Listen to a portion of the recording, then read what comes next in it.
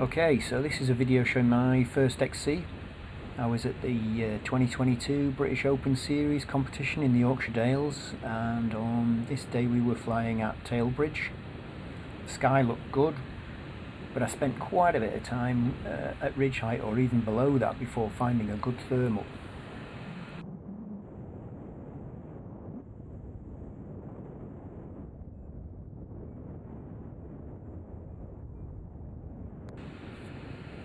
Here I am flying well below the takeoff height and flying pretty close into the ridge to squeeze as much lift out of the hill as I can. If I go much lower than this, then I would head out to the bottom landing field.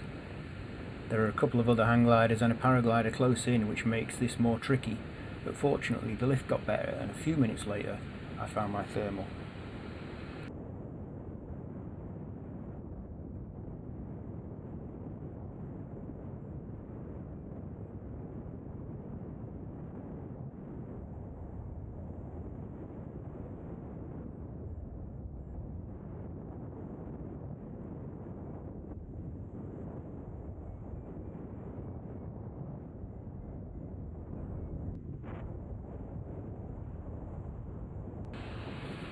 The thermal turned up at the north end of the ridge, and I was fortunate to be the only one around at the time, so got a couple of 360s in while I was on my own.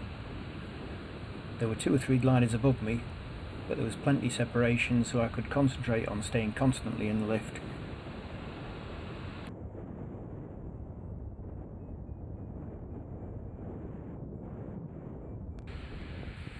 Kev Gay told me about the virtual elastic band that stops new XC pilots leaving the safety of the ridge.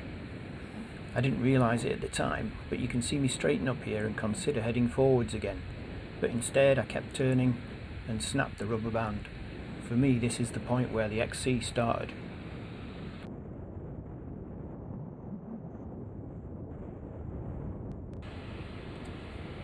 I kept circling for several more minutes and reached a bit more than 3,200 feet.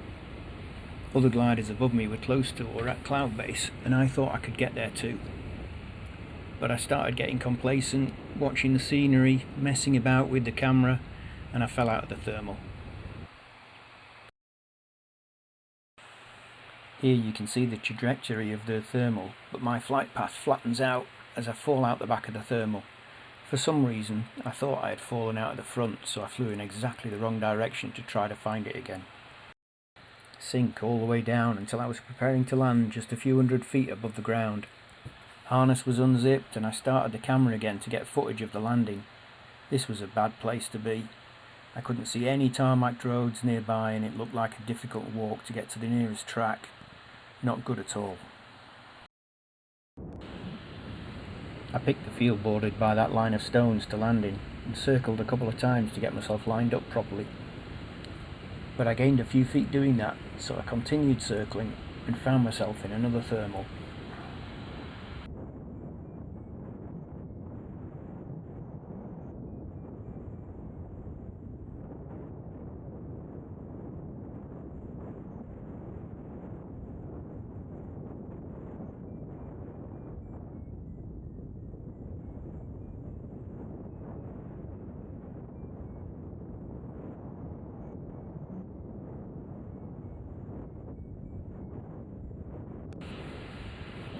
The first few hundred feet were pretty choppy, but I hung in there.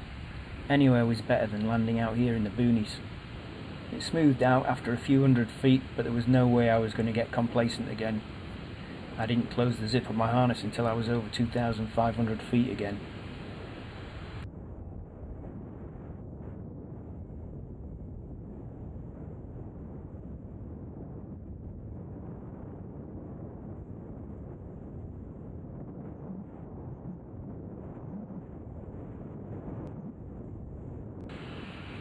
I got back to about 3,200 feet again and was firmly in the thermal, but now I had another problem.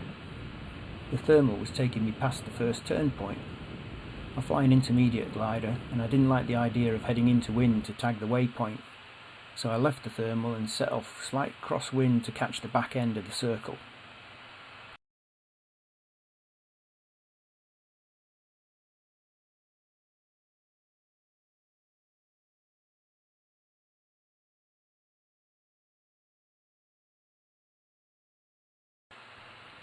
The bonus for heading towards the waypoint was that I was out of the boonies and close to the A66. I decided to follow the main road and see how far I could get. Seeing the road beneath me certainly calmed my heart rate down a fair bit.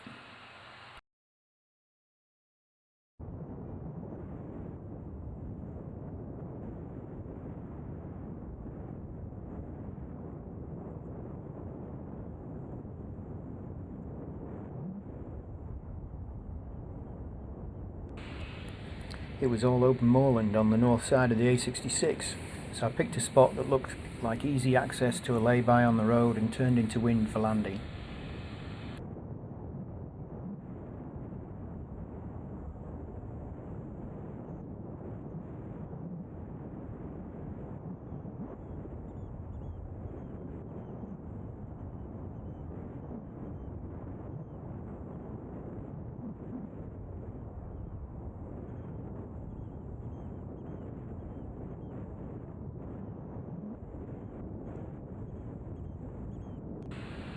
Total distance about 14 kilometres.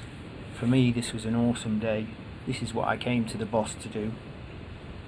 Many lessons learned and a narrow escape from deepest Yorkshire, but it's taken days for me to stop buzzing about this flight. Thanks to all the BOS guys who helped me this week, and a special thanks to John Saker for all those retrieves.